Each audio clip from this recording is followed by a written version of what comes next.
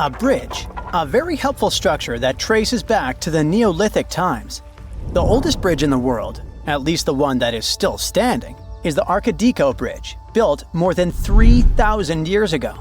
But there's a river you cannot cross using a bridge: the Amazon River, the largest and longest river in the world. Okay, the Nile River is actually the longest river in the world, but the Amazon wants both titles for itself. The Amazon River is born in Peru and crosses Colombia and Brazil until it reaches a massive delta at the Atlantic Ocean. Its waters travel a longer distance than Frodo and Sam, and yet not a single bridge has ever been built over it. Why is that? First of all, seasonal floods change the size of the river. During dry seasons, the Amazon is about 3 miles wide, but during heavy rains, it can get up to 30 miles wide in a few weeks. Not only that, but the flood also makes the river change its position. Now imagine trying to build a bridge in a place where the ground turns into water for about 4 months. Not an impossible task, but not the easiest one either. Now, if you look back at your geography classes, you might remember that the soil of the riverbank can be very soft, especially in the Amazon, which means it can erode and shift. Heavy rains also create marshes, a type of wetlands that actually reduces the magnitude of the floods and purifies the water. It's also home to many animals. This means that to build a bridge, part of this wetland would have to be drained, which would ruin the lives of all those animals. Besides, the foundations of said bridge would have to be deep, and that would cost a lot of money. The rain creates yet another problem for the potential bridge. It increases the river's water level by 13 to almost 50 feet. Of course, bridges have been built in deep rivers before, like the Padma Bridge, a gigantic structure with a foundation of 417 feet. But because the soil of the Amazon River can erode easily, a bridge would have to be built using floating structures, known as pontoons, and they're not helpful in a river that changes depth whenever it feels like it. Next on our list of things that are a problem to human endeavors is the Amazon rainforest. This forest spreads over 9 countries and is so big and so dense it could cover about half of Europe. This means that a bridge would almost likely connect one patch of the forest to another. A pointless improvement to the lives of capybaras and jaguars. Of course, the real users of such a bridge would be humans. Most people live around the tributaries of the Amazon River, not around the river itself, because who wants to live like a beaver at a dam? There's even a state called Amapá on the left side of the Amazon River that is completely cut off from the rest of Brazil. You could easily take your car and visit its neighbor, a place called French Guiana. But if you wanted to go to another part of Brazil, you'd have to find other means of transportation.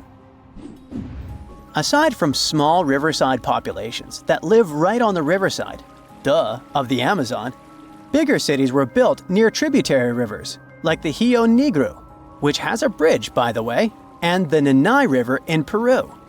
The bridges that go over the Nanay and the Rio Negro are the only 2 bridges over the rivers in the Amazon basin.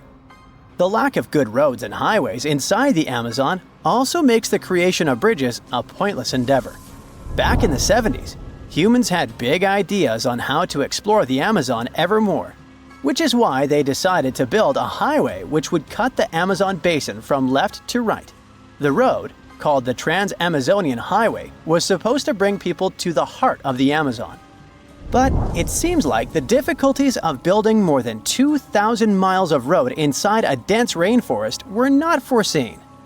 Halfway through, the project was abandoned because it was super expensive and problematic. Nowadays, highways in the Amazon basin are always flooded, filled with holes and mud. This whole situation creates a ripple effect. People don't live near the river because it's hard to access it. The roads don't go there either, because it's hard to build them. Which in turn makes even fewer people want to settle on the banks of the Amazon River, because they have no roads to get them there. So, if there are no roads and no bridges, how do people live there?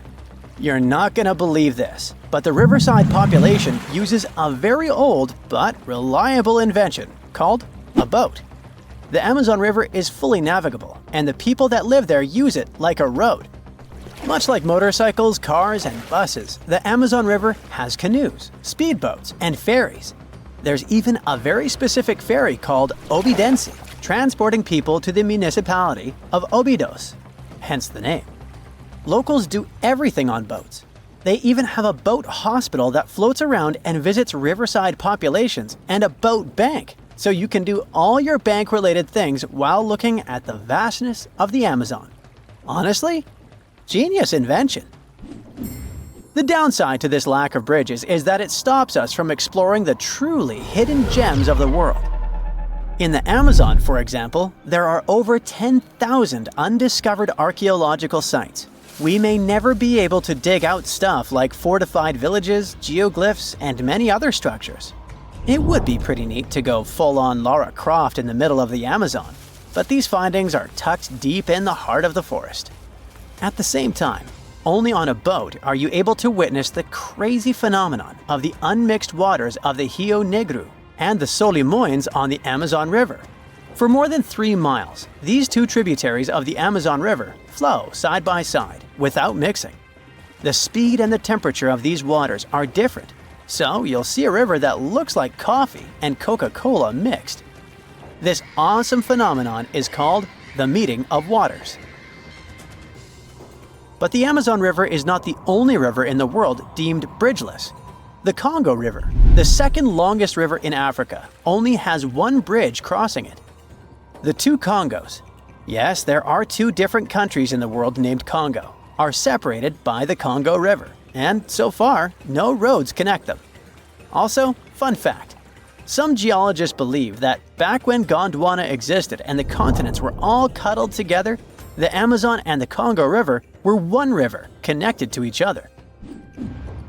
Another place with a lack of bridges is the east side of the Thames in London. The west side of the river is narrower, which makes building a bridge easier.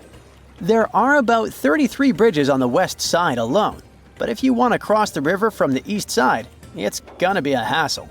The thing is, back in the 1800s, shipping companies decided that building too many bridges over the Thames was too expensive, because this was a shipping route and the bridges would have to be taller than usual. The structure would also have to be long, since some parts of the Thames are about 1,870 feet wide. But building long bridges is not a problem per se. In Rio de Janeiro, for example, you can find the Rio Niterói Bridge, which is about 8.26 miles long. Back when it was built in the 70s, it was the second longest bridge in the world. The bridge is so long that in 2018, a girl was born while her mother was crossing it, and now the birthplace in her birth certificate is literally the bridge. There's also no U-turn on it, so if you drive onto the bridge by mistake, you're in for a long drive. So next time you feel like exploring the Amazon, remember to pack your own boat. So, does the mysterious Devil's Gardens in the Amazon rainforest ring any bells? Don't worry, it's not some spooky phenomenon. It's the work of some tiny but mighty insects called the lemon ants. These ants inject a natural herbicide, formic acid, into any other plant that is not the tree species that they call home. By doing this, they create a space for their treehouse saplings to grow, allowing the ant colony to expand as it occupies new nesting sites in the saplings. That's some efficient gardening, if you ask me. But don't be fooled. These devil gardens are not just a bunch of boring old trees. In fact, they are botanical anomalies that grow very slowly every year, and some of them are over 800 years old. Who knew ants could create such impressive and long-lasting structures? Of course, the rainforest is still one of the most diverse ecosystems on Earth, with a remarkable diversity of plant life. But it's fascinating to see the control ants can have over their environment, creating single-species structures in such a complex ecosystem. But where does the name Devil's Garden come from? We know ants are to blame, but is there something else hiding in the Amazon rainforest? Well, picture this. You're strolling along, taking in the lush foliage, when suddenly you stumble upon a clearing. But wait, there's something strange about this patch of land. There's no vegetation, just a handful of trees standing alone in the dirt. What's going on here? It's easy to understand why people came up with this name after seeing the weird stretch of vegetation. And as humans do, they came up with quite an impressive legend to back up the story. It was said that the inhabitant of this eerie oasis was a shape-shifting evil spirit, like me. Just kidding. This little guy may have looked like a misshapen person walking on one hoof and one human foot. But don't be fooled. He supposedly had a whole bag of tricks up his sleeve, including the ability to transform into someone you know and lead you down the path to doom. Hey, it's just a myth, but you have to admit it was quite convincing, right? Clever landscaping ants aside, there are a lot of unsolved mysteries hidden in the Amazon rainforest, like its unusual geoglyphs, for example. Humans have been getting creative with the Earth's surface for ages. Geoglyphs are just one of the many ways we've left our mark on this planet. Basically, we take some sand or stones, move them around a bit, and voila! We've got ourselves a funky design that pops against the backdrop of the ground. A new study found that the area was home to up to 1 million people before Columbus first arrived in the New World back in 1492. That's a lot of people, and they left behind some pretty cool stuff. The Amazon rainforest is already amazing, with 1 in 10 known species in the world living there, and 1 in 5 of Earth's birds. But did you know that over the past few decades, archaeologists have discovered evidence of numerous large, complex societies that may have inhabited Amazonia? It turns out that the Amazon rainforest was not just a pristine wilderness, but a hub of human activity as well. These South American geoglyphs are particularly interesting. They're these huge structures that combine square, circular, and hexagonal shapes. Archaeologists have found very few remains of habitation inside the enclosures, which suggests they were not settlements. Instead, the most likely explanation is that they were used for ceremonial gatherings. The exact function of these structures is still a mystery, though. To find out how widespread human settlements were in the Amazon, scientists focus on the basin of the upper reaches of the Tapias River, a major tributary of the Amazon. Using satellite images, they discovered 81 new archaeological sites in the upper Tapias Basin, with a total of 104 earthworks. That means there is no gap in the network of earthworks spanning across Amazonia's southern rim. When researchers conducted ground surveys of 24 of these sites, they found evidence that the sites they visited were once inhabited. These sites dated from 1250 to 1500 CE and ranged from about 100 to 1300 feet wide. The largest were typically hexagonal fortified settlements, suggesting a certain degree of planning and uniformity in their construction. Based on the size and distributions of the earthworks, the researchers suggested that similar settlements may have extended over about 154,000 square miles of the southern rim of the Amazon, supporting a population of between 500,000 and 1 million people in late pre-Columbian times. Of course, the new study doesn't mean the Amazon rainforest was ever a teeming megalopolis. It's still mostly uncharted, so we have no idea how pre-Columbian populations were distributed across Amazonia. But it's exciting to learn about these ancient societies and the cool things they left behind. The scientists plan to do more excavations in the upper Tapias Basin to refine their understanding of the cultural developments there. Who knows what they'll find next? Maybe a lost city full of treasure and adventure. Also hidden in the vast habitat of the Amazon is this next quirky creature.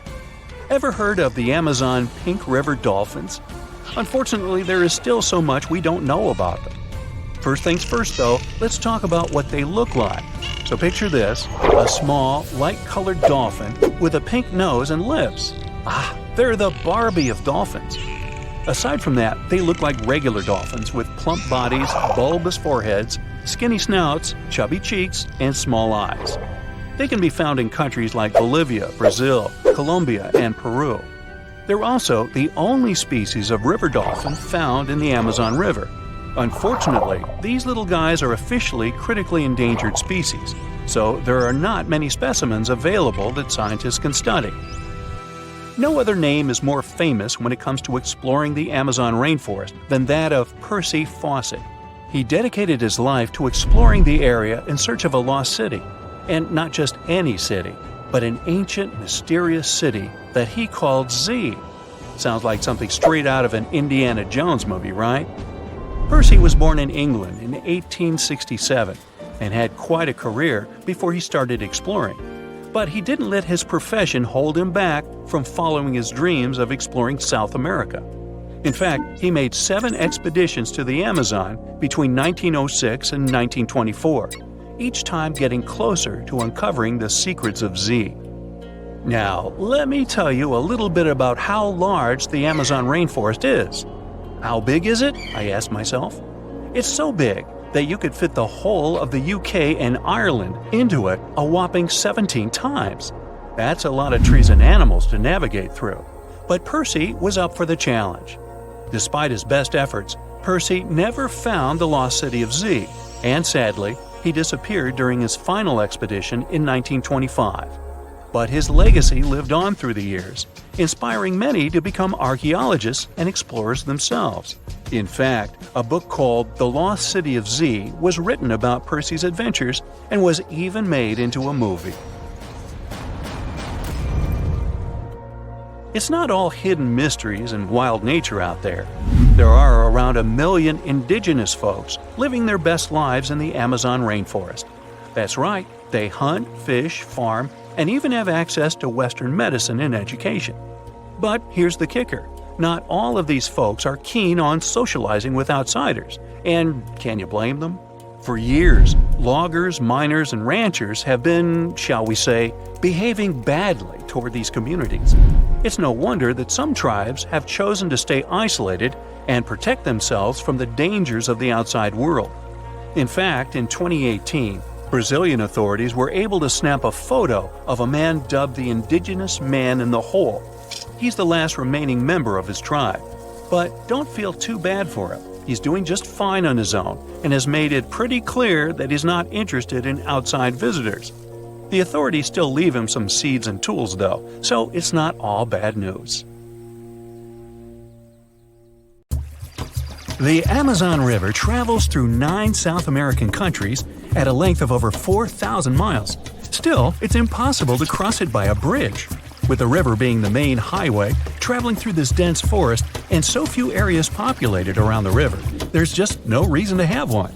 The river can rise up to 30 feet, and the river crossings that were only 3 miles wide can expand to over 30 miles in just a few short weeks in certain spots, making a bridge nearly impossible to build here. In New Zealand, in the coastal town of Mauriki, there are huge spherical boulders. Some rocks are 6.5 feet tall and weigh about 7 tons, as much as 10 cows. Ooh, there's a 10-cow boulder.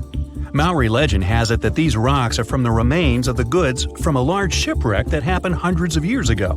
From a more scientific perspective, it's sand and gravel combined to form these giant boulders. Waves and winds give them a smooth, round appearance over time. The whole process might take millions of years. Indonesia's Kaiwan Ijen volcano is famous for a stunning turquoise-colored lake sitting at the top of the peak, but don't dip in. It's an acid lake.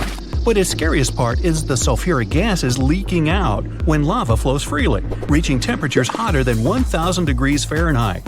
When those gases come in contact with the air, they combust into a spectacular electric blue flame. That's why the volcano has blue lava. The island of Surtsey, south of Iceland, was formed over 50 years ago by a volcanic eruption. It all began back in 1963 when a powerful volcanic eruption created one of the youngest islands on the planet. All sorts of bacteria, fungi, and molds began taking over the island, leading to numerous other animals finding their way here, like seals and birds. Birds and ocean waves deposited seeds all over the island. Sadly, the island's getting smaller now because of water and wind erosion.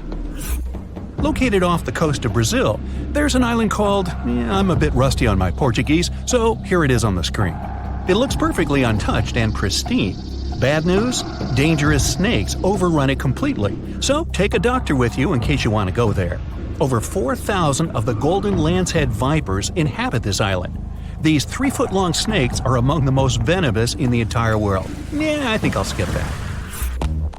Landing down under, you can see the Opera House, Uluru, lots of kangaroos, and catch the strangest wave of the world, Wave Rock in Western Australia.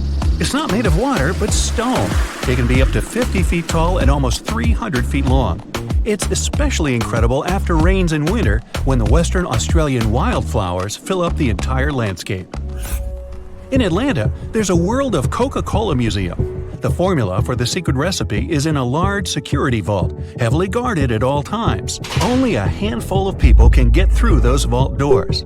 Since its creation in 1886, the company has kept it a secret for only the most honest employees. In 2006, a former worker tried to sell the formula to Pepsi, only for Pepsi to call the police and inform Coca-Cola. The Polka Dot Lakes is a must for anyone who is in British Columbia. After the summer's scorching heat evaporates the lake's water, it leaves behind yellow, blue, and green water spots. These pools are full of all sorts of minerals, like sodium, calcium, and magnesium sulfates that get concentrated in the pools.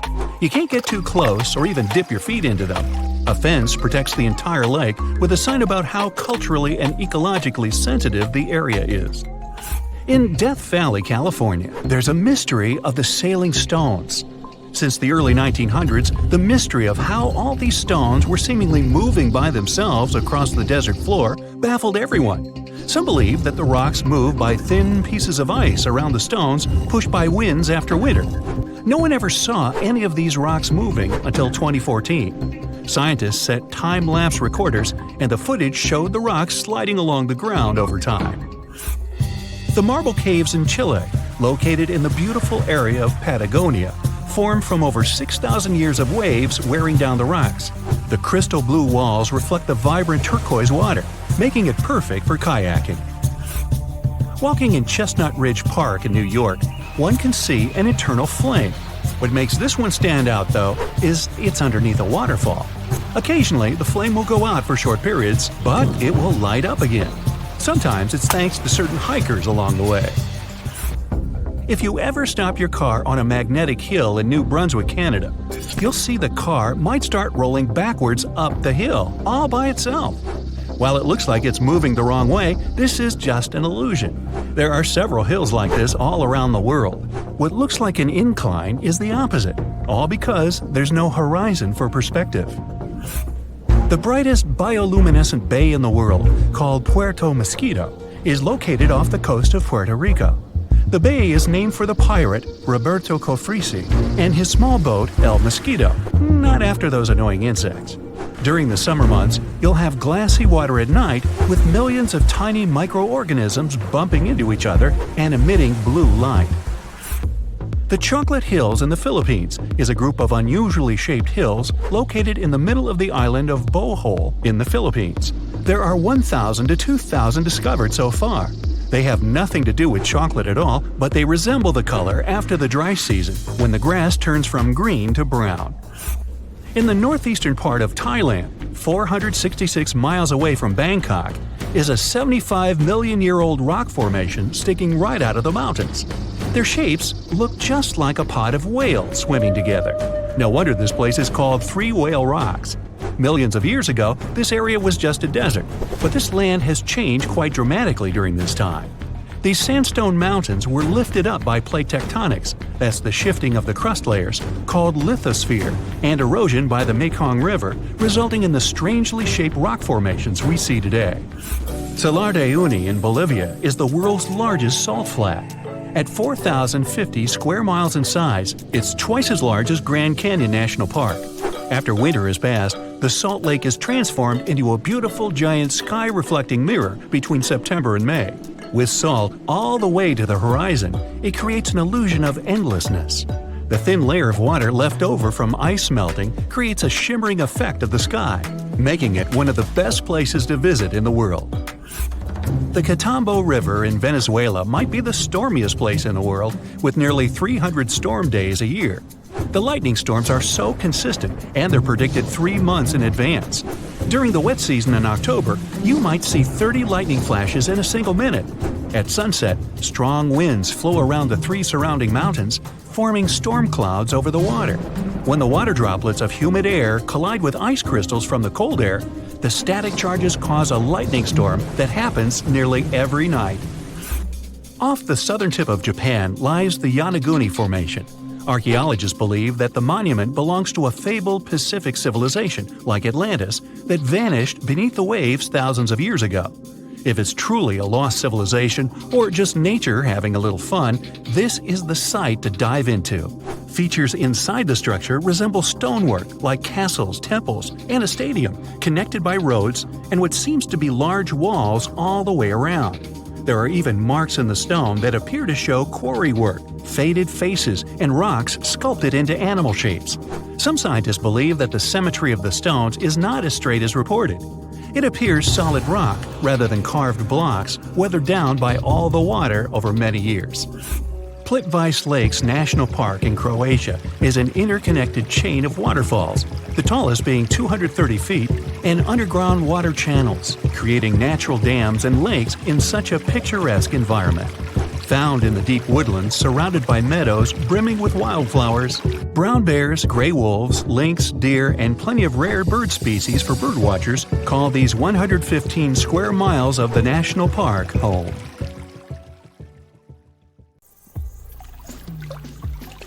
Now, of course you know that the Amazon River is famous for its piranhas, bull sharks, and other creatures you don't want to meet. But there are even more dangerous rivers in the world. The deepest of them, the Congo, goes so far down in some sections that even light can't reach there. It's the only major river that crosses the equator twice and carries enough water to fill more than 13 Olympic-sized swimming pools into the Atlantic Ocean every second. Wow! Even the most experienced boaters have trouble passing through all of the river's strong currents, rapids in its upper part, and waterfalls and gorges in the lower section. The Congo currents are so fast and powerful that they even divide animals like mountains and oceans do.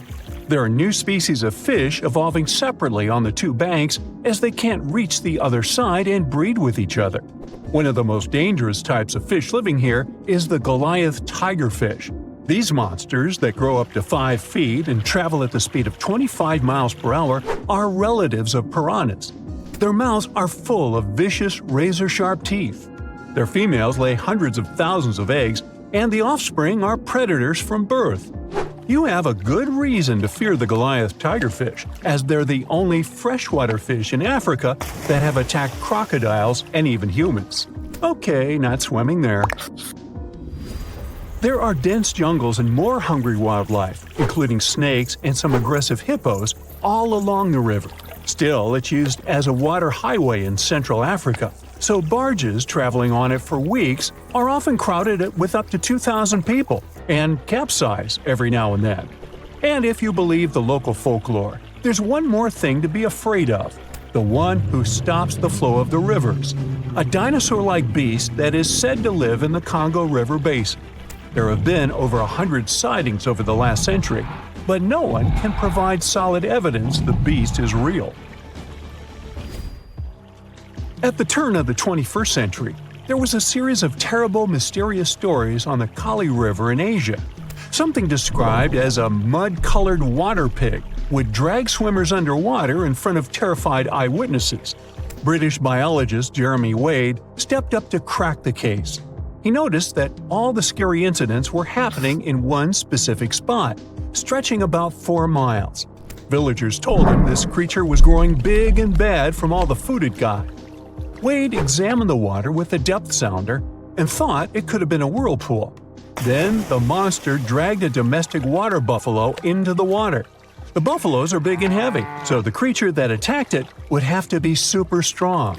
Saltwater crocodiles don't go so far inland, and the most common local species of crocodiles don't live in cold waters. There were no bull sharks in the area either. Finally, Wade spotted several goonch catfish underwater.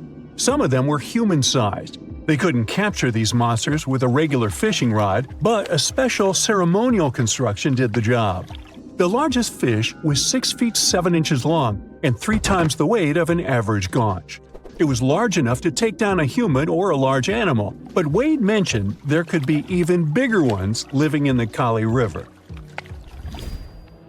The Orinoco River in South America is dangerous to navigate because of some crazy curves and strong underwater currents. It's easy to get lost here, even if you have your GPS on.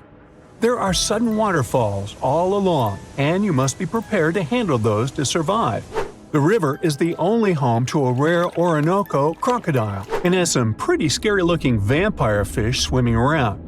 This payara fish has sharp, spiky daggers that line their gums and two elongated fangs that rise from their lower jaws. Could probably use an orthodontist and some braces, you think? It's a ferocious hunter constantly looking for the next victim, which is going to be a medium or large-sized fish. If a human catches a payara, it will defend itself, leaving cuts, nips, and bites, but there are no known cases of this cutie taking a human life. Well, that's good. The Yellow River in China received its name after its color, but it wasn't always this yellow.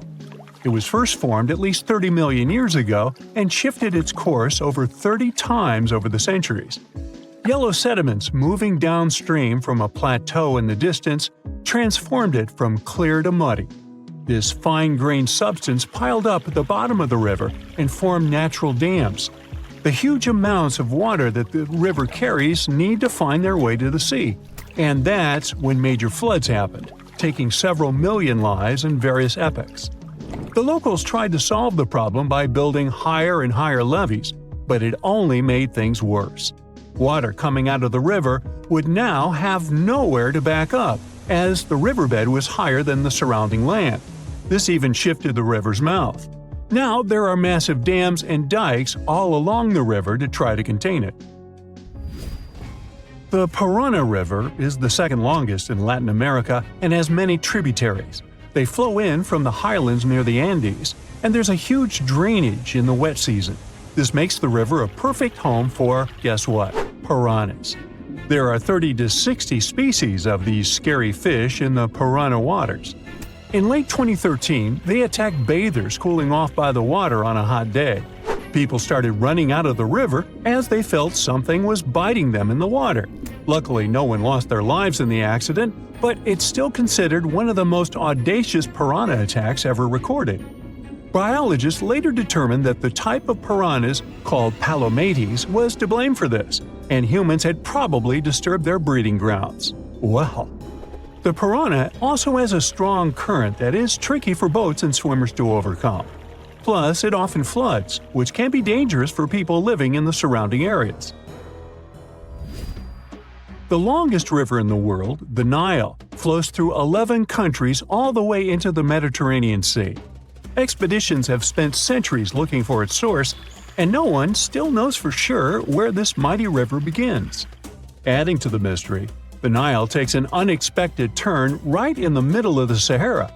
Scientists have figured out the reason is a massive underground rock formation from millions of years ago. The Nile has served as the most important water highway for civilizations through centuries, but it has some pretty dangerous inhabitants, like crocodiles that grow to be 20 feet long, which is slightly more than the height of an average giraffe. These bad guys can reach a speed of 30 miles per hour on land and take the lives of a couple hundred people every year. Hippopotamuses that also live here sometimes go after boats, and venomous snakes like the black mamba and the Egyptian cobra add to the mix. One of the most dangerous creatures on the Nile is the mosquito, as they carry around all sorts of diseases that affect hundreds of thousands of people. The Brahmaputra River in Asia carries waters from the mighty Himalayas. When the snows in the mountains melt, the river floods massively, causing landslides, displacing millions of people, and taking the lives of hundreds of animals in the nearby national parks. Such floods are also common during the monsoon season in India, from June to October, with heavy rains.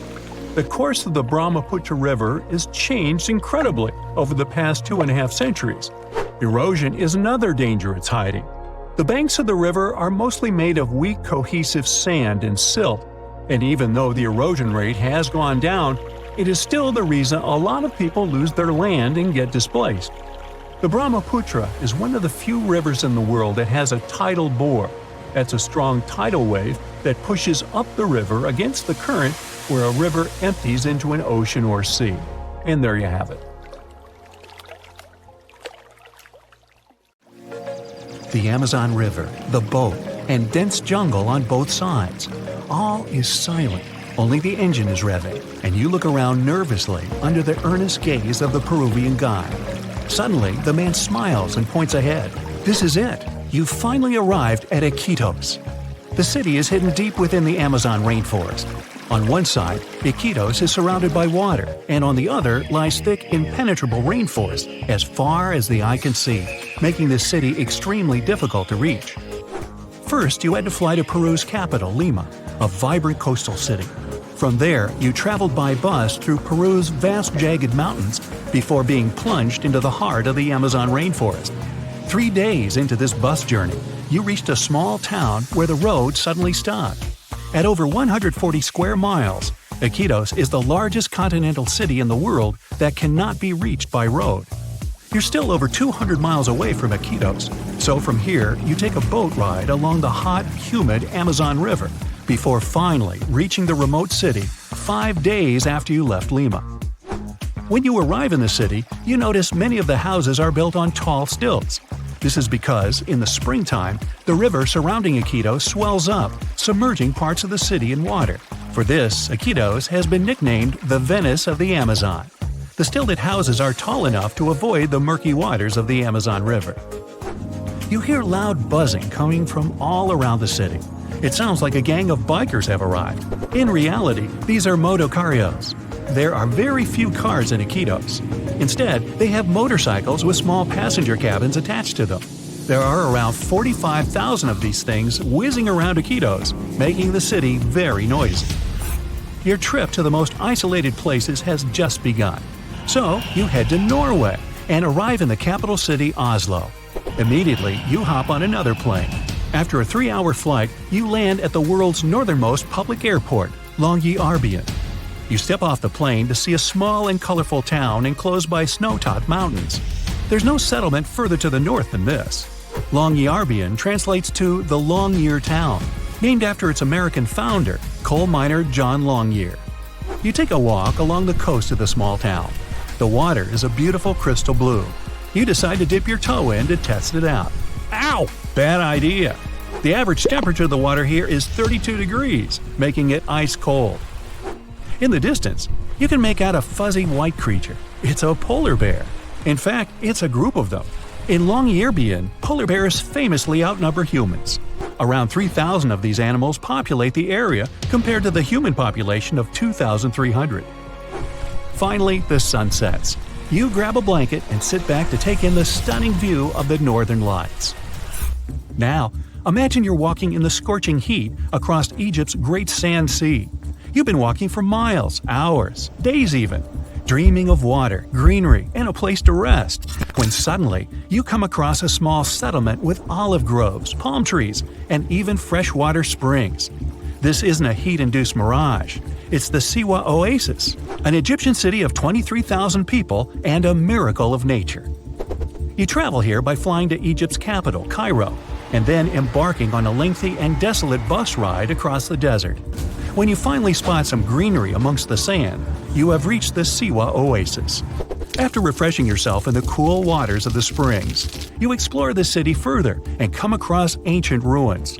This city has existed since 10,000 BCE, and many historical remnants can still be found there today.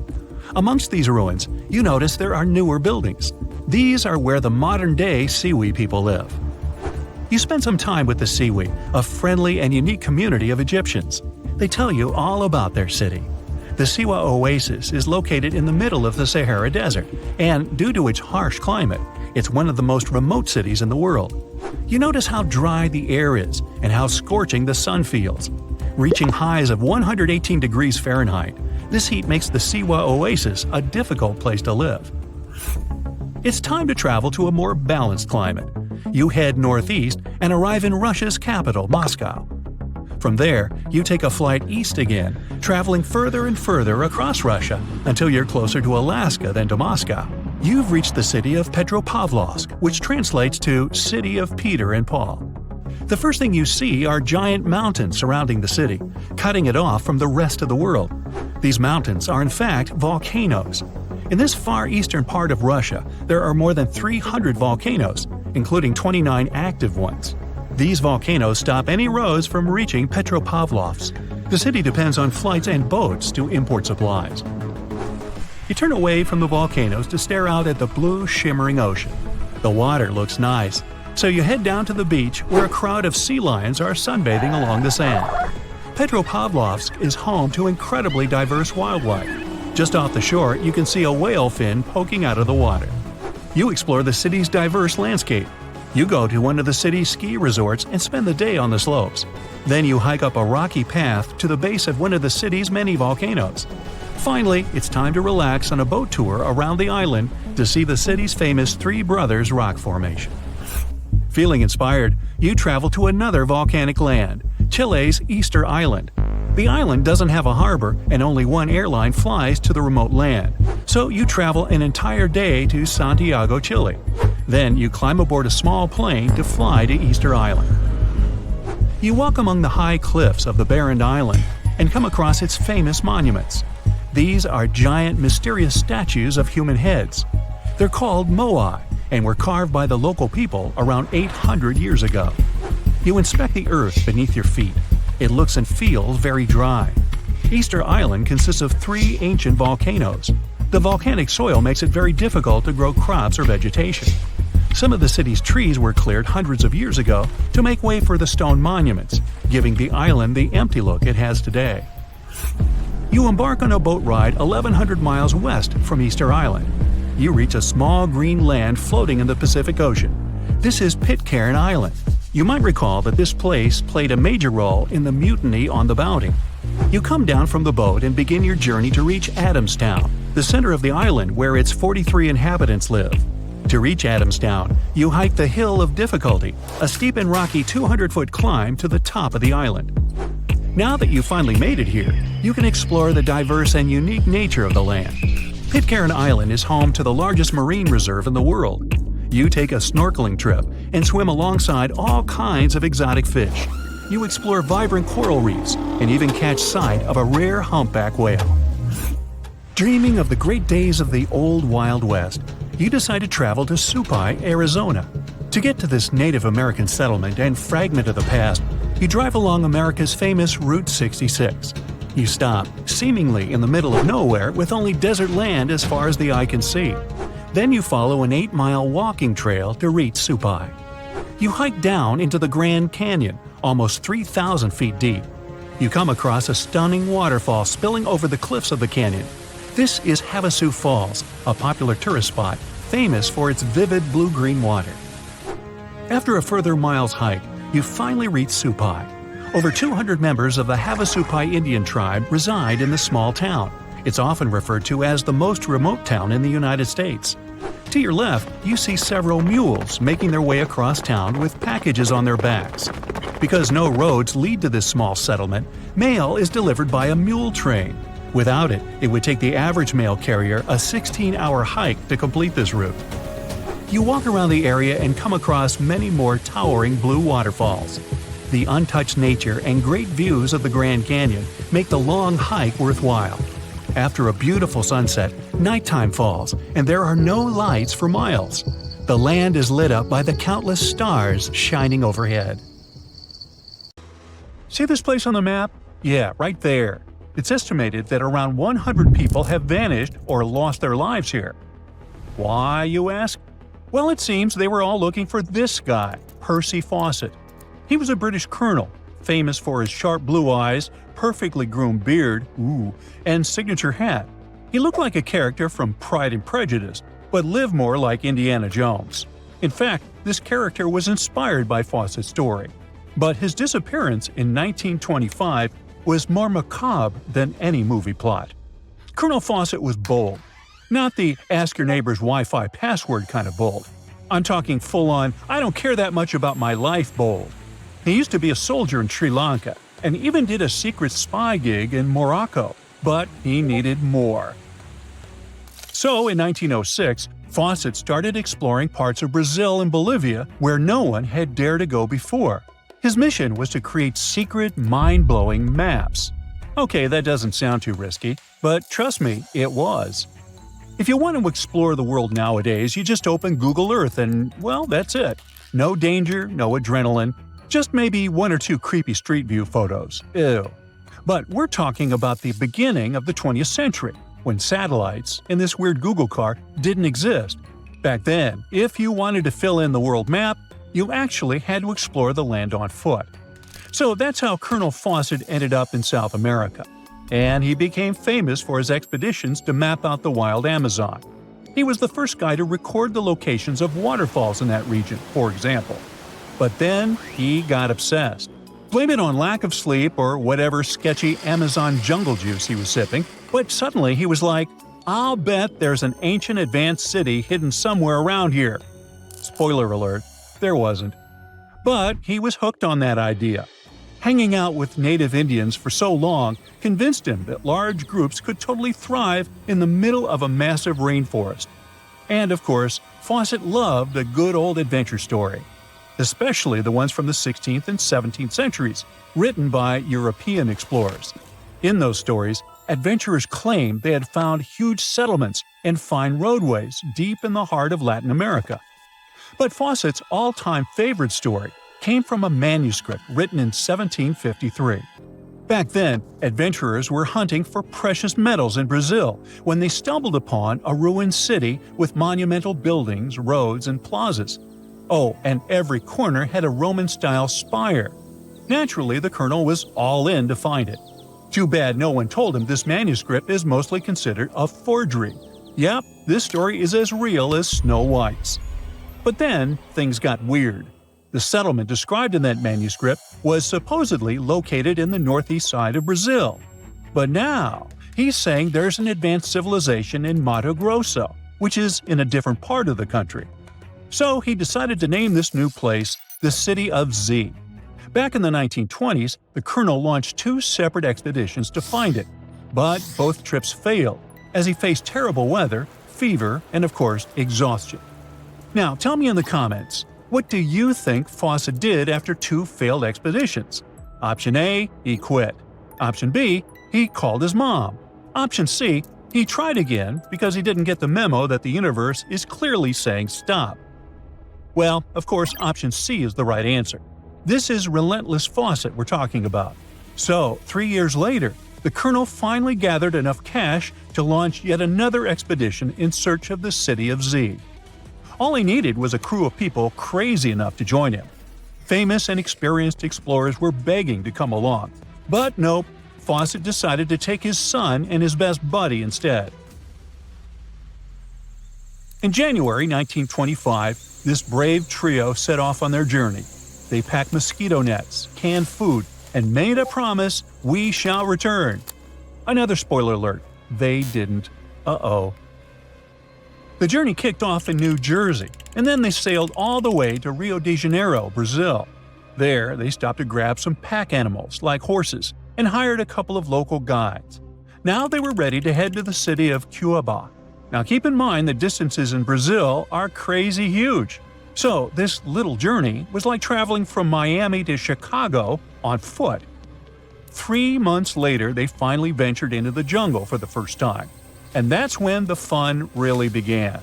The crew faced piranha-infested rivers, an endless maze of thick trees, and the worst part, bugs. The constant annoying zzz of a gazillion mosquitoes wouldn't let them sleep, and Fawcett's best friend's foot got huge from tick bites. But the colonel didn't have time to babysit his friend's princess foot. Oh no, he was too obsessed to take a break. In fact, at some point, he was so far ahead of his companions that he had to camp alone for a night. On May 29th, Fawcett finally came to his senses. There was no City of Z. But did he let that stop him? Not really. He unpacked their gear and sent the local guides back to Cuiabá. But before saying a final goodbye, he asked them to deliver a letter to his wife, saying something like, "Don't worry, hon, our son is well and getting stronger every day." Sure he was. Anyway, after this dramatic farewell, the trio set off into the bush alone. The darkness swallowed the thick forest, and then they were never seen again. Okay, that was intense, so let's fast forward. 2 years later, the newspapers were still speculating whether the trio could still be alive, and Fawcett became a legend, like Bigfoot, but less hairy. One guy said that the colonel had become one of the locals and was living his happily ever after in the jungle. Another guy said he was held prisoner by the Indians, but no one could confirm any of these sightings. It wasn't until 1928 that the British authorities finally thought better late than never and decided to look for Fawcett and his crew. By that time, they were sure their expedition had perished, but they still needed proof. And after days and days of surviving the jungle's worst nightmares, they found, well, nothing. But in a weird way, this mystery inspired more explorers to look for them. It's estimated that about 100 people have passed away in this process, and a few have followed in the explorers' footsteps by disappearing without a trace. So, what really happened to the expedition? Researchers have pointed their fingers at everything under the sun: parasitic infections, starvation, drowning, jaguar attacks, you name it. Some even say Fawcett dove headfirst into mysticism and started an occult community in the jungle. The Brazilian anthropologist Orlando Vilas-Boas was probably the one who got the closest to solving this case. Back in the 1950s, he was working with the Kalapalo Indians when they suddenly admitted to, getting rid of Fawcett. They even had bones to prove it. But it turns out a forensic analysis showed that the remains didn't belong to the colonel. So we're back to square one, and nobody knows, to this day, whatever the heck happened to them. Fawcett's quest, as we know it today, is based on some pretty questionable sources. But there is a possibility that he wasn't living in Delulu land after all. Recent discoveries suggest that his idea of a sophisticated jungle city wasn't just pure fantasy. In 2024, a massive ancient city was found in the Amazon, hidden beneath dense vegetation. Evidence suggests it was built around 2,500 years ago, and it was surprisingly advanced, featuring houses and plazas, all connected by an incredible network of roads and canals. But this city was in a forest in Ecuador, not Brazil. So who knows? Maybe the legendary city of Z is still out there. Ooh. It's the first day of your long-awaited trip to the Amazon forest. You flew all the way to South America. More specifically, you landed in the city of Manaus. It's the heart of the Brazilian Amazon. So far, you've traveled by air, car, and now water. You are on a tiny boat, moving through the dark waters of the Amazon River. Yes, the river is also called the Amazon. And just FYI, it's the second longest river in the world. It loses only to the Nile River in Egypt. The Amazon sprawls for an impressive 2,700 square miles, beginning in Peru and ending only when it meets the Atlantic Ocean off the coast of Brazil. To get a closer look at the forest, you decide to start by exploring it by boat. First up, you watch some piranha fishing. You can even try to catch one yourself if you like. As you may know, piranhas are carnivorous fish that inhabit the Amazon River, so it might not be your best option to go swimming in these waters. One of the most emblematic species of alligators present in the Amazon River basin is the broad-snouted caiman. It looks pretty much like a regular alligator, except for the fact that it has a yellow chin. Your guide leaves the boat and searches the water to show you a caiman up close. He also tells you of another legendary creature that lives in the dark waters of the river, the pink dolphin. Lucky you get to witness a family of pink dolphins showing their fins near your boat. They look magical from the place where you're sitting. You've probably never known dolphins can be pink, huh? After a few mesmerizing moments, you discover that the dolphin's pink color is nothing but an illusion. The animals are originally pinkish-gray, but due to the brown colors of the Amazon River, they look vivid pink when you stare at them from above. Your guide tells you that the pink dolphin is a central character of Brazilian folklore. Locals believe that the pink dolphins can turn into humans and wander off into towns at night. You get off your boat near one of the entrances to the forest. Now you're going to continue your trip on foot. Your guide says that you are venturing into very dangerous terrain. The Amazon is home to some of the creepiest species of wildlife on the globe, but don't worry, we'll get to see a lot of them today. You've come prepared, of course. Bug spray, a raincoat, and your sharp eyes. Inside the jungle, you need to be alert at all times. You may have heard legends of the anaconda, a snake that can swallow animals as big as a cow in one go. Sorry to break it to you, but those are not just legends. Reptiles like these do actually exist. They live deep in the jungle. It right there, moving between the trees. Is it a spider? The so-called live bird eater is a monster spider. Its legs can grow up to a foot in length, and the spider itself can weigh around 6 ounces. It's also known as the king of tarantulas. You shouldn't get too close, of course. It's not venomous to humans, but its bite can surely sting. As its name suggests, the live bird eater can even eat birds, as long as they are smaller than it is. Up next, you run into another species of spider that draws your attention. This one is so tiny that you almost don't see it. It's known by the popular name of the decoy spider. You see one of its creations, a gigantic spider built by the tiny Cyclosis spider in order to scare off large predators. This is as amazing as it is creepy. A spider that uses the remains of other insects and dry leaves to create the image of a large spider on its web. If it fools predators, perfect! But to us humans, this work of art looks almost endearing. Who knew there were artists in the arachnid world? Near a small lake, you witness a unique scene. A large snake is slowly slithering its way toward a lizard that is resting on a rock. The lizard seems obvious to the presence of the dangerous reptile, but right as the snake is preparing to attack, the lizard flies the scene in its iconic way. The so-called basilisk lizard is famous for its ability to walk on water, or rather run across the water. This isn't an illusion, just a matter of balancing.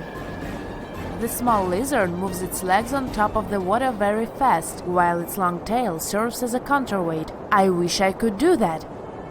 If you've ever wondered what a frog looks like on the inside, you've come to the right place.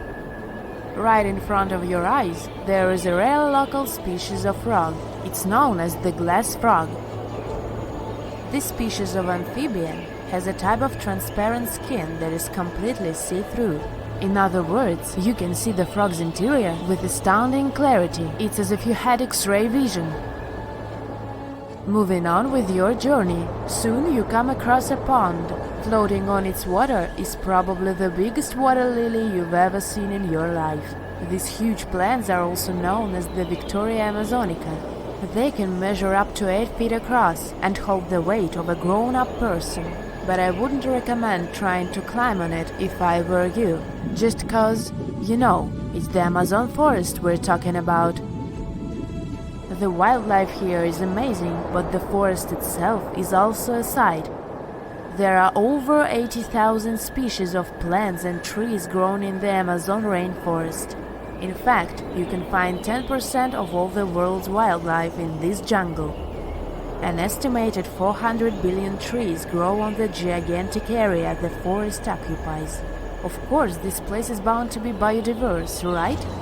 You won't be able to witness this phenomenon during your trip, but your guide tells you about a unique species of tree that is famous for being able to walk.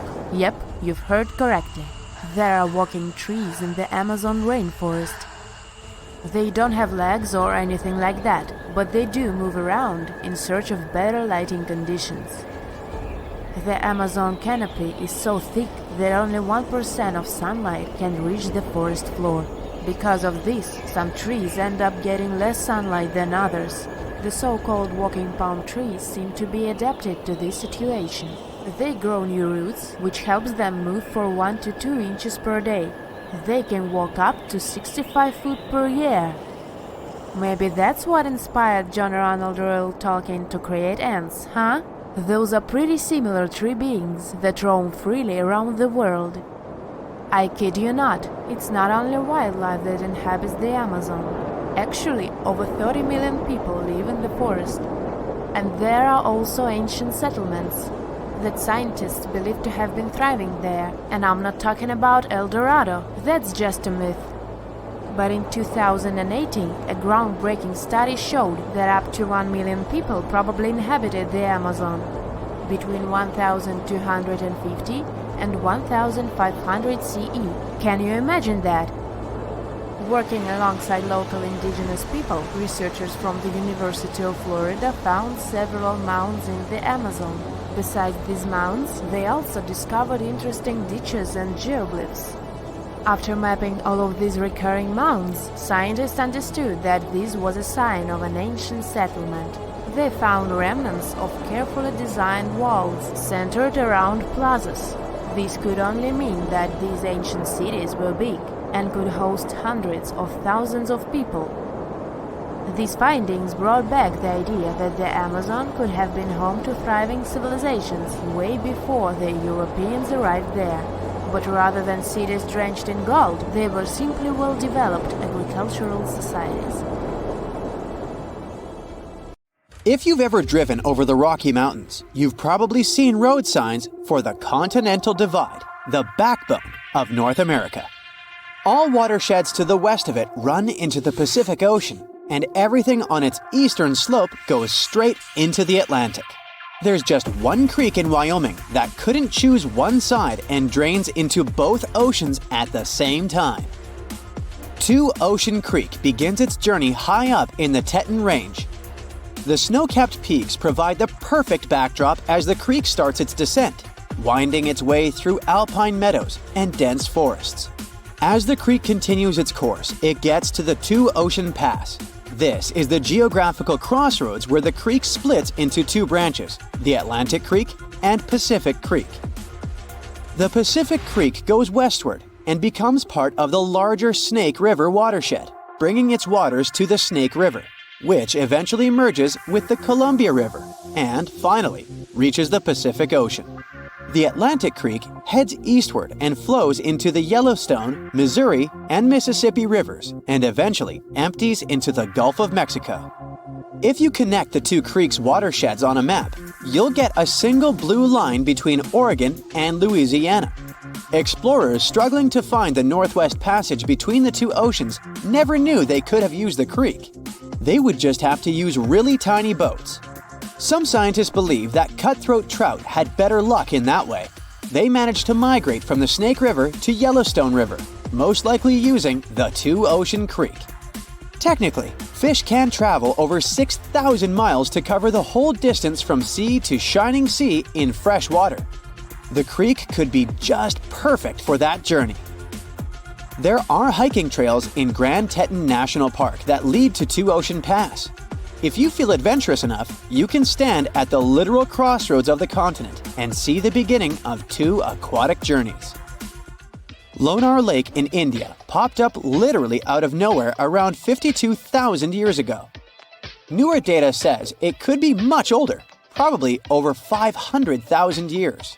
At first, scientists were sure that the lake was in an ancient crater of a long-extinct volcano. But then, geologists made a detailed analysis of the soil and water and found out that Lonar Lake has a space origin. The minerals found in its soil are similar to those found in moon rocks brought to Earth during the Apollo program. The lake is an impact crater left by a huge meteorite, which was almost 6 times heavier than the Empire State Building. The impact was so strong that the volcanic rock melted and turned into glass. In 2020, the lake, which was already unusual enough, suddenly turned pink. It wasn't a part of an early Barbie movie marketing campaign. The detailed analysis showed that the water contained an increased level of unique microbes. They accumulate on the surface and emit some pink pigment. After a while, the microbes settled to the bottom and the lake became transparent again. Flamingos that got their food from the lake also got to taste some of the microbes and became an even brighter shade of pink than usual. One of the most famous sights of Yellowstone National Park is the Grand Prismatic Spring. It's one of the largest springs in the world, and it's inspired people who have seen it since at least the 19th century. Back then, a group of trappers mentioned an indigo blue lake boiling like a huge cauldron. Decades later, expeditions came to the spring to study it better and explain its unusual appearance. But because the spring at its widest point is longer than an American football field, they had to build a special vessel and travel far from the shore. The scientists traveling in the boat never wore life vests. They knew those would be useless if the boat tipped over. The water in the middle of the spring is of near boiling temperature, and those vibrant colors are the result of extreme organisms living in the hot water. The temperature changes as you travel away from the center. Different species that don't mind the heat have settled in different parts of the pool, giving it its famous diverse pigments. Back in the early 20th century, someone got the interesting idea to try to irrigate a part of Nevada's Black Rock Desert. They drilled a well and found lots of water, but it was near boiling temperature. The water was clearly not good for agriculture, so the human-made geyser was left abandoned. Over the decades, it slowly turned into an impressive cone of calcium carbonate deposits. Then, in 1964, a geothermal energy company drilled another well close to the first one. The water they had found was of the same temperature. This time, it wasn't hot enough for their needs to produce energy, so they decided to cap the well and leave. But water managed to get up and out, and it completely dried up the first geyser. The second one, which got the name Fly Geyser, is still flowing burning hot water rich in minerals. The cone is multicolored and looks like it's not from this planet, thanks to the algae living in it, which love the heat. Every summer, Caño Cristales in Colombia turns into a liquid rainbow, or the River of Five Colors. At this time, and until the end of fall, the conditions are just right for the riverbed to turn bright red, yellow, green, blue, and black. We owe this beauty to certain aquatic plants growing in the river, a special type of riverweed. During the wet season, the river moves fast and the sun cannot get to these plants. During the dry season, there isn't enough water to feed them, so the time in between the seasons has the perfect conditions for this colorful show. It doesn't happen anywhere else in the world. At some point, the number of tourists who wanted to see it became so huge that scientists got concerned it could be bad for this hotspot of biodiversity. The area is home to rare species of animals, birds, and plants. Now, there are ecotourism trails and strict opening hours. In August 2014, a man in Tunisia was going back home from the north after doing his business. It was a hot summer evening, and he was dreaming about water, when suddenly, it popped up right in front of him. There was a whole lake in the middle of the desert, and the man was pretty sure it hadn't been there several days before. The new body of water got the nickname Mysterious Lake, and actually became a great mystery. Hundreds of people came here to swim in the clear, cool water. The lake became a popular place, but a few days later, the water turned dark green. The locals didn't care about this and continued to bathe in the lake. But when scientists and geologists arrived at the place, they announced that the water was dangerous to swim in. The lake was stagnating. It didn't refresh itself from underground streams, and the rains didn't feed it either. That's why the water became moldy and dirty. The lake contained algae and a lot of harmful bacteria dangerous to the human body. Scientists also found out that the land in this region had phosphate deposits. This substance can decay. But even that didn't stop people from bathing in the lake in the middle of the desert. How it got there remains a mystery. Some experts think that heavy rains have filled a hole in the ground with water. Another, more popular theory says that an earthquake had formed the lake. The seismic activity must have torn the Earth's crust above the water table, and then underground springs had filled the crevice. So, in theory, the lake could drain back out one day, just as suddenly as it had appeared. Most rivers in the world flow into the sea, but the Okavango in Africa takes its massive waters right into the Kalahari Desert. And it looks like this river manages to do the impossible and defies gravity.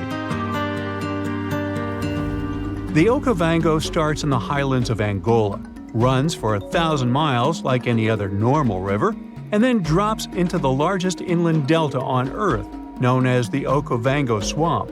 The delta has land slopes dropping at nearly 150 feet, which is about half as tall as the Statue of Liberty.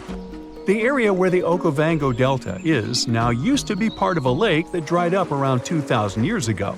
It takes the Okavango water several months to complete its journey, and the landscape there is never the same.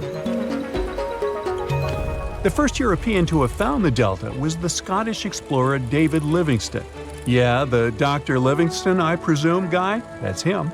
When he first saw it, he was shocked as he noticed that the water seemed to be flowing backward and even uphill. He saw two strong watercourses connecting the Okavango to the wetland systems to the east.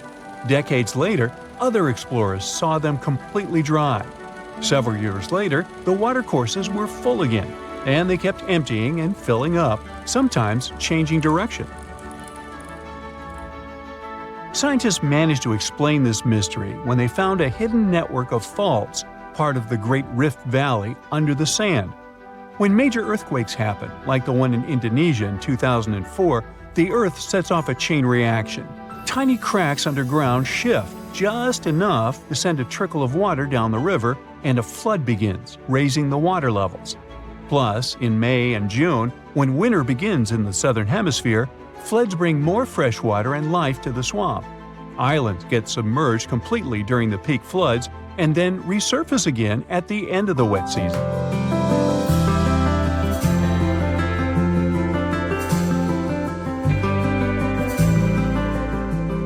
Wildlife just loves all the water in the delta, and you can often see migratory elephants bathing among pink lily pads and silverfish, bream, barbels, and other fish. There are lions, cheetahs, buffalo, wildebeests, hippopotamuses, hippopotami, zebras, wild dogs, crocodiles, and other species of animals. Storks, ibis, herons, cranes, and geese like to fly by, along with 450 species of birds. Although the Okavango has plenty of water that is priceless in the desert, people hardly settle along its banks. One big problem here is the tsetse fly. But if you're feeling adventurous, you can come here for a water safari. Scientists from Imperial College in London stumbled upon a totally unexpected river under the Antarctic ice sheet. It slurps up water from an area as big as Germany and France combined. Scientists used to think the lakes under the Antarctic ice were just chilling by themselves. But now it turns out they're part of an interconnected river network. Water under the ice can form in two ways, either from melted snow seeping down or from the Earth's natural heat and the ice grinding over the ground. The Antarctic gets a lot of surface melting during the summer, but Antarctica is usually too chilly for that. This newly found river is proof that there's plenty of water down there just from the ice melting from below. This river could make Antarctica lose its icy cover way faster. If things heat up enough to melt the surface, that water could rush down and mess with the base of the ice sheet, turning Antarctica into a melting mess like Greenland. If the ice starts moving faster than the water can handle, it's going to create more friction, making even more water and speeding up the melting process. The researchers are on a mission to dig deeper into how this river system works and see if it's causing trouble in other parts of the icy continent. Understanding what's going on down there could give us a heads up on how a changing Antarctica might shake up the whole planet. The Roe River in Montana flows for just a bit over 200 feet between Giant Springs and the Missouri River.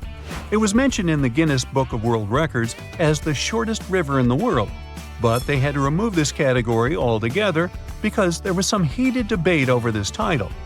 Residents of Oregon claim that their D River was the absolute champion, as it all depends on when you measure them. There could even be shorter rivers in Norway or Indonesia, depending on what you see as a river. The official definition says it's something that has constant flowing water in the form of a current and is fed by upland sources or another river, lake, or watershed. Creeks and brooks flow together to form streams. Streams become rivers, and rivers take the water from higher to lower lands, ending in the ocean. There are 12 stream orders, and the first two levels don't have other streams feeding them. So, Roe and its other short buddies technically deserve the title of rivers. I'm glad we cleared that up. Rio Negro in South America is the largest blackwater river in the world and the largest left tributary of the Amazon jungle. Its waters look more like strong tea and seem pitch black only from the distance. They get that dark color from humic acid. When plants containing phenol break down only halfway, they leave behind this tea-like hue. Some people believe that blackwater rivers can't be productive, but Rio Negro helps big fishing industries and has spots where turtles come to lay their eggs. Back in the 17th century, explorers didn't find tons of indigenous folks along the river. But it probably didn't have to do with its productivity, more with diseases and conflicts. There are around 700 different fish species documented in Rio Negro's basin, including at least 100 you won't find anywhere else. A bunch of those fish end up in aquariums, like the super popular cardinal tetra. There is a canal connecting Rio Negro and the Orinoco, which is another major river in South America. Many aquatic species try to move between the rivers, but only the toughest can handle the mix of blackwater and clearwater sections in that canal. There's a unique creek in Wyoming that drains both into the Pacific and the Atlantic Oceans. It begins high up in the Teton Range and later splits into two branches. The Pacific Creek joins the larger Snake River, which merges with the Columbia River and finally reaches the Pacific Ocean. The Atlantic Creek heads east and flows into the Yellowstone, Missouri, and Mississippi rivers and eventually empties into the Gulf of Mexico. If you connect the two creeks' watersheds on a map, you'll get a single blue line between Oregon and Louisiana. Explorers who were looking for the Northwest Passage between the two oceans never knew they could have used the creek. They would just need really tiny boats. Some scientists believe that cutthroat trout knew about this route long before people. They managed to migrate from the Snake River to the Yellowstone River, most likely using the two-ocean creek. Now, every summer, the Caño Cristales in Colombia turns into a liquid rainbow, or the River of Five Colors. At this time, and until the end of fall, the conditions are just perfect for the riverbed to turn bright red, yellow, green, blue, and black. You gotta thank certain aquatic plants growing in the river, a special type of seaweed for all this beauty. During the wet season, the river moves fast and the sun cannot get to these plants. When the dry season hits, there isn't enough water to feed them. So the time in between the seasons has the perfect conditions for this colorful show. No other place in the world has anything similar. So at some point, the number of tourists who wanted to see it became so huge that scientists got concerned it could be bad for this hotspot of biodiversity. The area is home to rare species of animals, birds, and plants. Now, there are ecotourism trails and strict opening hours for visitors. So, contrary to popular belief, labeling the Nile as the longest river in the world might be a misconception. The measurement of a river's length entails more than simply calculating the distance between its starting point and end point. Rivers are intricate systems comprised of various tributaries, which significantly impact their overall length. In fact, when accounting for these tributaries, the initial figure can increase up to threefold, exemplified by the Mississippi River. From its origin in Itasca to its conclusion in New Orleans, the measurement suggests one length. However, the inclusion of the Missouri River alters this perception entirely. This discrepancy has fueled ongoing debates regarding the Nile's length compared to that of the Amazon River. Despite Google's recognition of the Nile as the longest river worldwide, it may not fully align with the factual reality. That's a nice way to put it. To comprehend this concept, envision rivers as the veins within a human body. It would be inaccurate to assume that a 6-foot-tall individual only has 6 feet of veins, right? Veins intricately weave throughout the entire body, much like a vast network. Rivers operate under the same principle, and the length of the main river is not the sole consideration.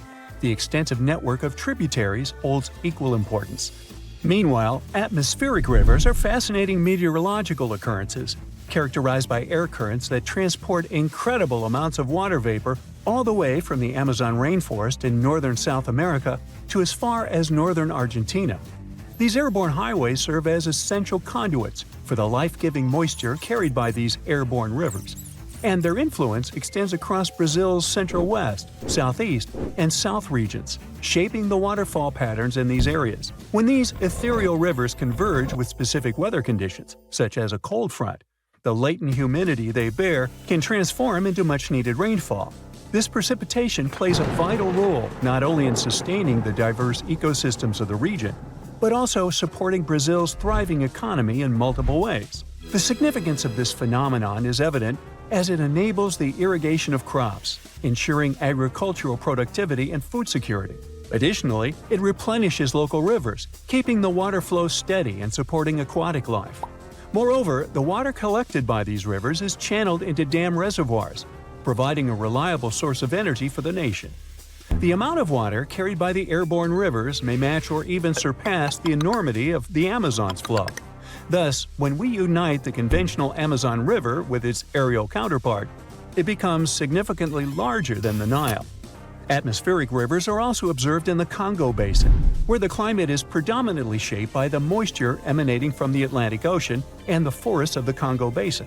This incredible phenomenon leads to evaporation levels as high as 3 to 6 feet of water per year. These rivers vary in size and strength, but on average, they transport a water vapor volume comparable to the flow at the mouth of the Mississippi River. In rare cases, exceptionally powerful atmospheric rivers can carry up to 15 times that amount. When these rivers reach land, they release the accumulated water vapor, resulting in rainfall or snowfall. Although atmospheric rivers come in various forms, those with high water vapor content and intense winds can cause extreme precipitation and flooding, especially when they linger over flood-prone watersheds. An example of a well-known atmospheric river is the Pineapple Express, a robust system capable of transporting moisture from the tropical regions near Hawaii to the U.S. West Coast. Such events can disrupt travel, trigger mudslides, and lead to significant destruction of life and property. However, not all atmospheric rivers pose risks. Many are weaker systems that provide valuable rain or snow, essential for maintaining water supplies. Plus, they play a critical role in the global water cycle and have a close association with water supply and flood hazards, particularly in the western United States. In addition for the potential for flooding, atmospheric rivers also contribute to desirable increases in snowpack.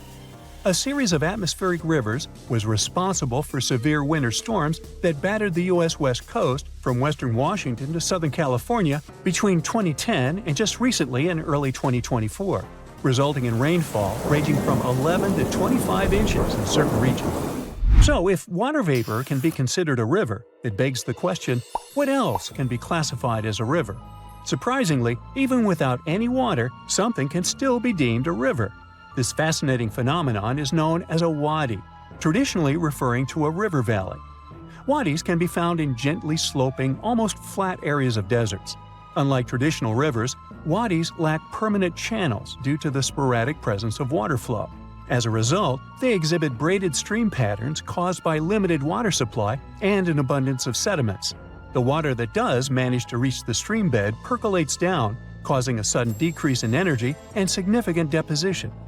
Additionally, wadis can develop sediment dams, altering stream patterns during subsequent flash floods. Interestingly, wind also plays a role in sediment deposition within wadis. When wadi sediments are submerged or moist, wind-driven sediments settle on top of them, resulting in a mixture of both water and wind sediments. Rivers can be peculiar not just because they consist of sand or air, but also because of their fascinating coverings. In certain conditions, Scotland's River Dee reveals an intriguing sight: peculiar frozen formations that resemble lily pads. These formations, called ice pancakes or pancake ice, occur naturally when gentle waves cause smooth pieces of ice to collide, resulting in smooth rounded edges. As these ice disks interact with the waves, they gain raised edges, giving them an appearance reminiscent of lily pads. Usually, pancake ice has a somewhat slush-like consistency. Some media reports have suggested that the ice on the River Dee formed from frozen foam. But scientists explain that while it is plausible, the pancake ice still develops through the collision process. Over time, these ice pancakes often merge together, forming large sheets of ice.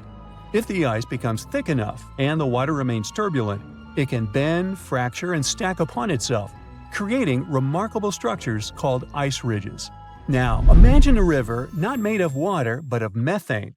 It may sound like an outlandish idea, but on Saturn's moon Titan, this is actually a reality.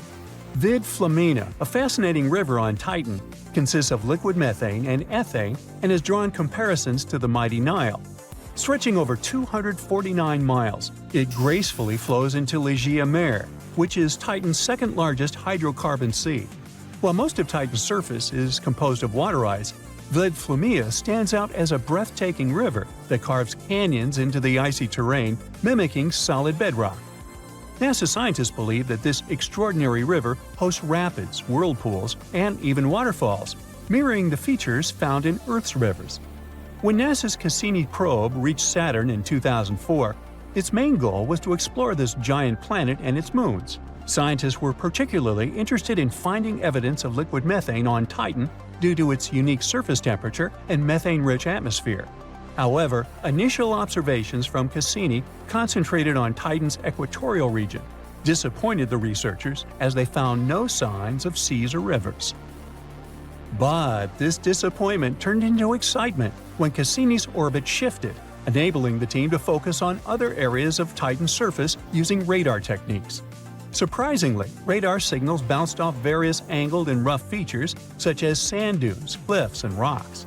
But when the radar reached Titan's polar regions, the signal ceased, revealing mysterious dark spots resembling lakes, rivers, and tributaries akin to those found on Earth. The groundbreaking discovery came in December 2012 when Yanni Radabau, a scientist working with Cassini's team, announced an image captured in September of the same year. The image unveiled a river resembling the Nile, extending over 200 miles in a relatively straight course, indicating a correlation with fault lines similar to other significant rivers nearby. This remarkable flowing body navigates through rugged and inclined terrain, suggesting the occurrence of tectonic processes comparable to those on Earth. Now, if you could get into a time machine and travel back to 1969, you'd see something spectacular. What you're looking at isn't some random desert. It's one of the most powerful waterfalls, completely dry. In the summer and fall of 1969, the American side of Niagara Falls stayed without water. It lasted 6 months. Researchers wanted to study the rock face of the falls. They were afraid it was going to become too unstable because of erosion. Erosion is the process when natural forces, such as water and wind, wear away earthen materials. For example, if you see glacial ice become muddy, it means erosion is happening. 3 waterfalls that cross the international border between Canada and the United States together make something we know as the magnificent Niagara Falls. The 3 waterfalls are the Horseshoe Falls, the American Falls, and the Bridal Veil Falls, in order from largest to smallest. The American Falls are fully on the American side, while the Horseshoe Falls are primarily on the Canadian side, divided by Goat Island. The Bridal Veil Falls, the smallest of them all, are on the American side but separated from the others by Luna Island. Don't America and Canada have a cool natural border? Many didn't believe we could actually go against wild nature and stop such insane amounts of water from flowing. But we did it. It took a 600-foot dam across the enormous Niagara River to really shut down these astonishing falls. This means they had to divert 60,000 gallons of water every second so that the remaining flow traveled over the biggest Horseshoe Falls, the ones that are completely on the Canadian side of the border. Over 27,000 tons of rock were used to construct that dam, and more than 1,000 trucks carried that rock back in the hot summer of '69.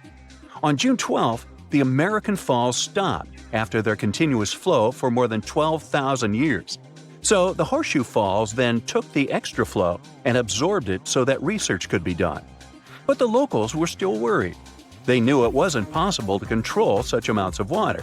They were afraid the water might take a different route and cause a catastrophic flood.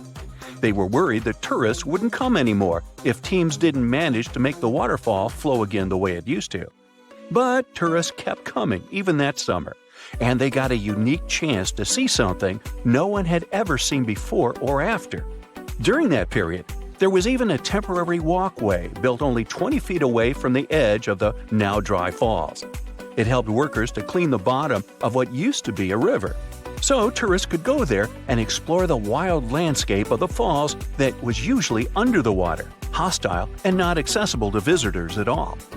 As they were exploring the dried bottom of the falls, researchers stumbled upon millions of different coins people had thrown in the water over decades, maybe to make a wish or for some other purpose. Wow, a Niagara Falls piggy bank!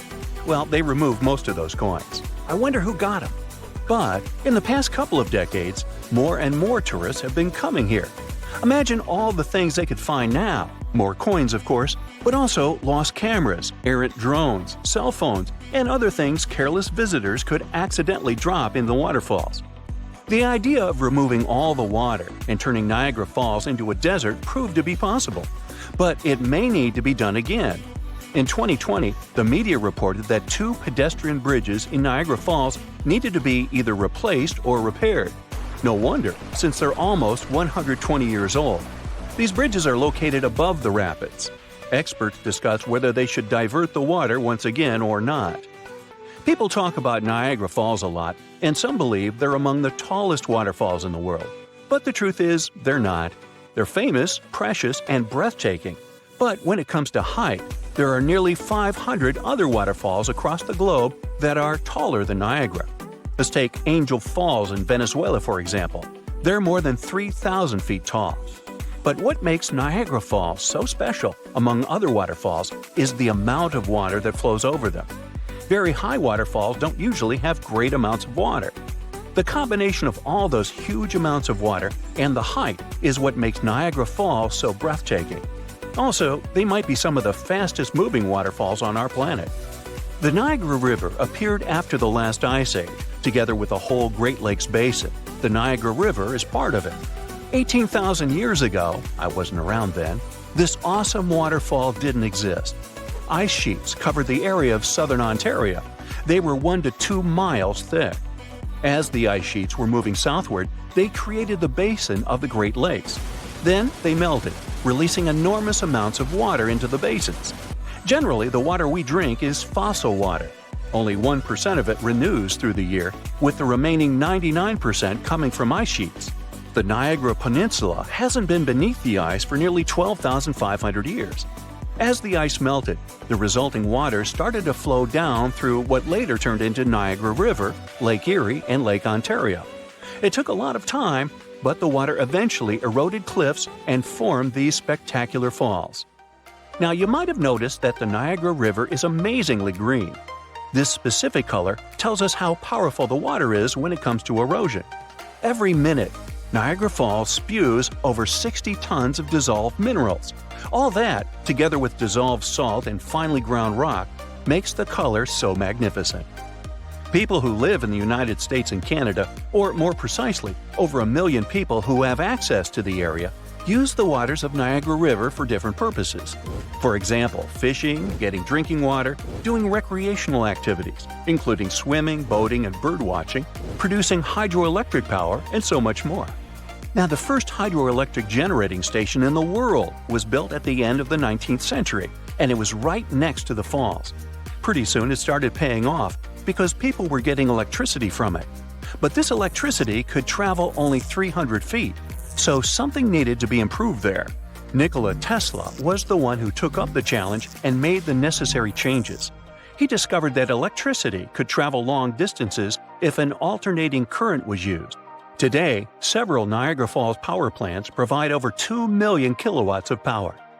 Okay, I'll tell you another interesting thing. 1969 wasn't the only time when Niagara Falls stopped.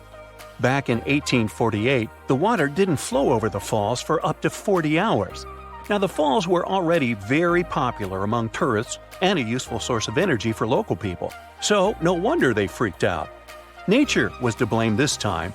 Ice blocked the source of the Niagara River. An American farmer was the first one to notice it. It was March 29th, and he went for a walk right before midnight. Soon, he realized he couldn't hear the powerful roar of the falls. He quickly went to the edge of the river and stood there in shock. There was hardly any water. Factories and mills had to shut down because they depended on that water. Turtles were just wandering around. Fish didn't survive. Some people took a walk on the river bottom, taking little things they could find there as souvenirs. But 2 days later, on March 31st, people heard a distant rumbling coming from upriver. It was getting nearer and louder until a wall of water appeared in front of their eyes. And one of the world's greatest attractions that millions of tourists visit every year was back in business again. Magnificent and, in the end, invincible, as it should be.